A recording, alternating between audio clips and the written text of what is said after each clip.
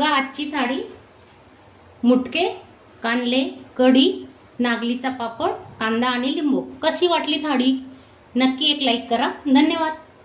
नमस्कार मैत्रिणींनो, आजची रेसिपी आहे आपली चणा डाळ पासून. चणा डाळ आणि कोथिंबीर पासून कुठली रेसिपी बनवायची नक्की बघा. 1 वाटी हरभऱ्याची डाळ घेतली आहे आणि 2 चमचे म्हणजे अगदी छोटी वाटी तूर डाळ घेतली. आपले पोहे खायचे 2 चमचे घ्यायचे. मैत्रिणींनो, आजची रेसिपी आपली आहे चणा डाळ आणि कोथिंबीर पासून कुठली रेसिपी बनवायची आहे तर तुम्ही नक्की व्हिडिओ पूर्ण बघा. त्यासाठी बघा मी 1 मोठी वाटी चण्याची डाळ घेतलेली, चणा डाळ घेतली 1 वाटी आणि 2 वाट्या 2 तासासाठी मी डाळ भिजत घातली आहे. चणा डाळ आणि थोडी तूर डाळ घेतली. बघा 2 तासात छानपैकी भिजली डाळ आहे. पाहू शकता तुम्ही. हे बघा 2-3 पाण्याने स्वच्छ धुवून मी बघा चाळणमध्ये काढून ठेवले पाणी गळत ही डाळ. आता आपण ही डाळ मिक्सरला बारीक करून घेणार आहेत. त्याच्यासाठी बघा 15 ते 20 लसणाच्या पाकळ्या घेतल्या आहेत आणि 1 मोठा चमचा जिरे हे आपण आता बारीक करून घेणार आहेत. मिक्सरला थोडंसं जाडसर वाटून घेऊ, जास्त बारीक नाही करायचं. हे बघा जिरे आणि लसूण बारीक करून घेतले. त्याच्यातच आपण डाळ घेतोय. ही चणा डाळ आपण त्याच्यात वाटून घेऊ.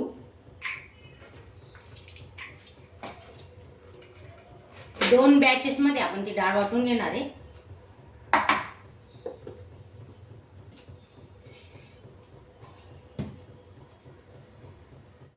बघा डाळ वाटताना अजिबात पाण्याचा वापर केलेला नाही आपण, कारण ती भिजत घातलेली डाळ आहे. आता आपण असं अजून एक भांड होणार आहे ते मिक्सरला लावून घेऊ. हे पहा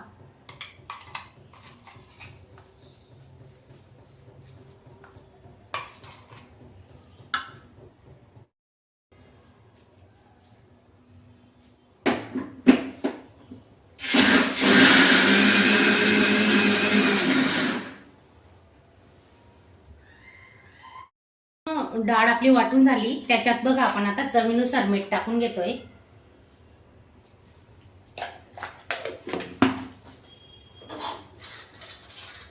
अर्धा चमचा हळद घेतोय.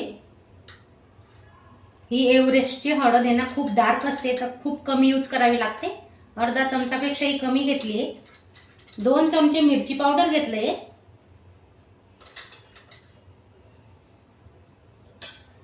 थोडा गरम मसाला घेतलाय.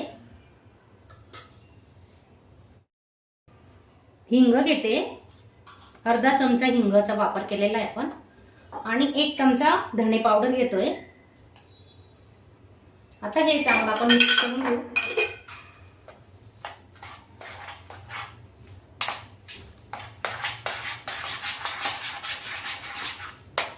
फेटून घ्यायचं चांगलं. हे बघा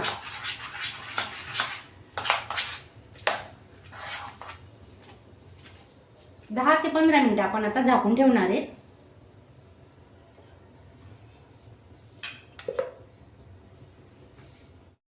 बघा चांगली मूठ भरून कोथिंबीर घेणार आहेत आपण. हे बघा भरपूर कोथिंबीर घ्यायची.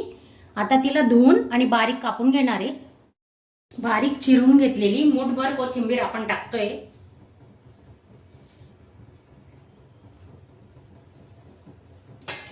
एक कांदा बारीक केलेला.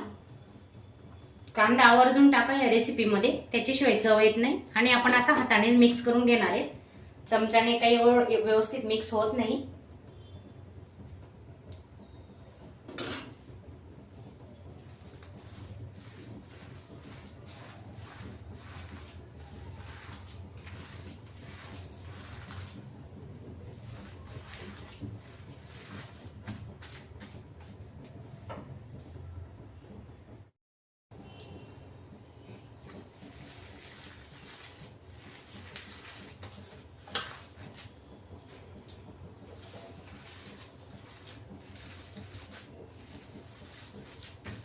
खूप छान रेसिपी होणार आहे. तुमच्याकडे या रेसिपीला काय नाव देतात मला नक्की सांगा. आमच्याकडे फुनके पण म्हणतात, काही जण मुटकेही म्हणतात. तर ही रेसिपी जी आहे ना, तर काही जण कढी सोबत खातात, कढी फुनके. तर तुम्ही असंही तेल टाकून किंवा फ्राय करूनही खाऊ शकतात. हे बघा किती छान झालंय.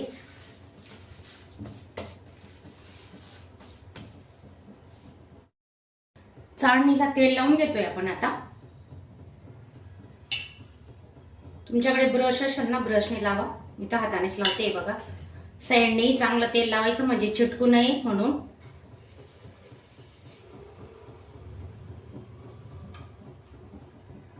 डाएट वाल्यांसाठी सुद्धा ही रेसिपी खूपच छान आहे. तर खाली तेल पडू नये ना म्हणून ताटात ठेवली मी चाळा. नाही तर थोडं तेल टाकून घेऊ. थोडं एक चम्मचभर, जास्त नाही घ्यायचं.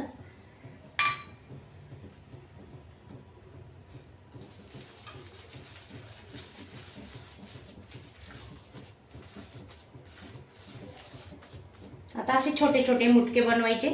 तेल लावून घ्यायचं हाताला. हे बघा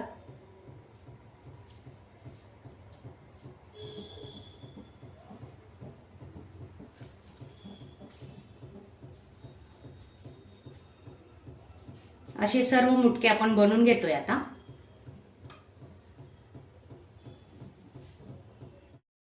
हे बघा आपले मुटके तयार झालेले आहेत आता.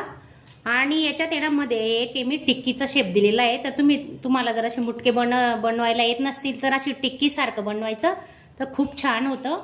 तर तुम्ही पण एकदा नक्की ट्राय करा. हे बघा पाणी गरम करायला ठेवलंय. त्याच्यावर कढी ठेवली आहे, स्टँड ठेवलंय आणि लिंबू टाकलाय. कढई काळी नको पडायला म्हणून आपण त्याच्यात लिंबू ठेवून घेतलंय.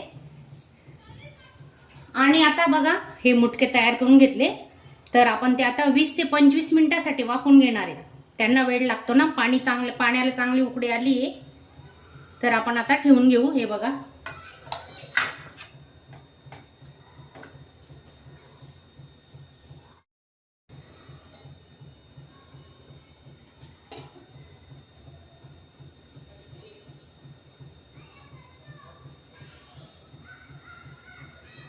वाफ बाहेर जायला नको म्हणून अशी जड वस्तू ठेवायची झाकणावर, म्हणजे आपली वाफ बाहेर जाणार नाही. आता 25 मिनिटांसाठी आपण हे मुटके वाफून घेणार आहेत. गव्हाचं पीठ मळून घेतलंय मी. तर त्या गव्हाच्या पिठामध्ये थोडं मीठ, तेल आणि बारीक चिरलेली कोथिंबीर टाकलेली आहे. तर वाफेवरच्या चपात्या तुम्ही कधी खाल्ल्या आहेत का? तर नक्की करून बघा. आमच्याकडे यांना कानोले म्हणतात. तर मी असा गोळा करून घेतलाय आणि तेल लावून घेऊ आता. कोळपाटाला तेल लावून घ्यायचं आणि बारीक लाटून घेणार आहेत आपण.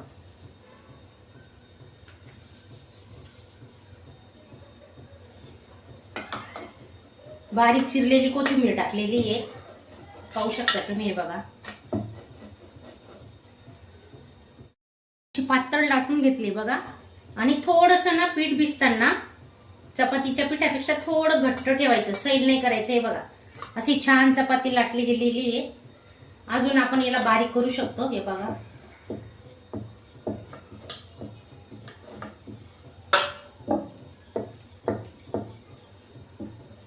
असं चपाती लाटून झाल्यावर आपण तेल लावून घेणार आहे.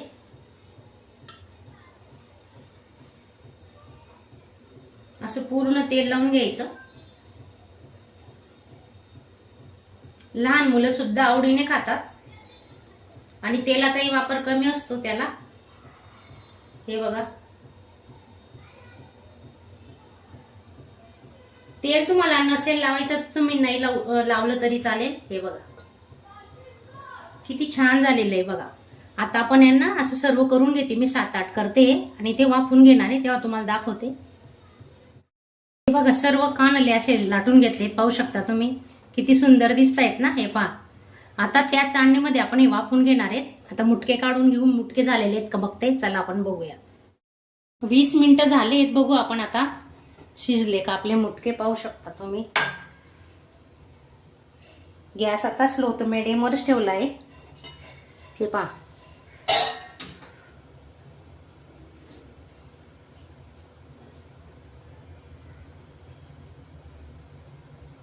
शिजले आहेत. आपण आता सुरी टाकून बघू बरं सुरीला चिटकतात का.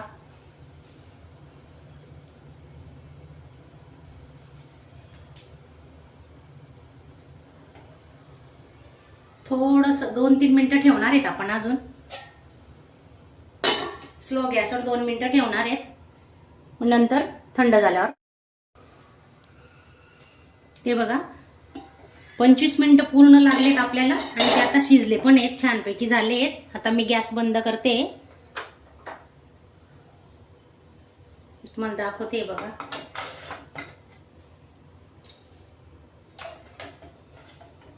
हे पहा किती सुंदर कलर आलेला आहे, छान झालेत ना. आता थंड झाल्यावर आपण यांना फ्राय करून घेऊ, नाही तर असंही खाऊ शकतो आपण. तुम्हाला जर तेलात फ्राय करायचे असतील तर तुम्ही तसेही खा. आमच्याकडे फ्राय केलेले काही आवडत नाही तर आम्ही असेच खातो. त्याच कढईमध्ये मी दुसरी चाळण ठेवलेली तेल लावून. त्याच्यात आता हे आपले कानोले केलेले आहेत ना ते टाकून घेतोय बघा. यांना तर खूप वेळ नाही लागणार, 10 मिनिटात होतील.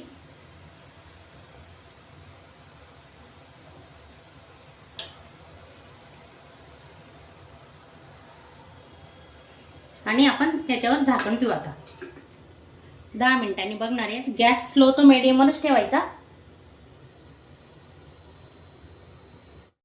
आपले कानोले पण तयार झालेले आहेत. आता यांना असं शिजवायचं, उलटी बाजू करायची नाही, फक्त एक बाजू आता आपली शिजून झालेली आहे. असेच आता आपण काढून घेणार आहे.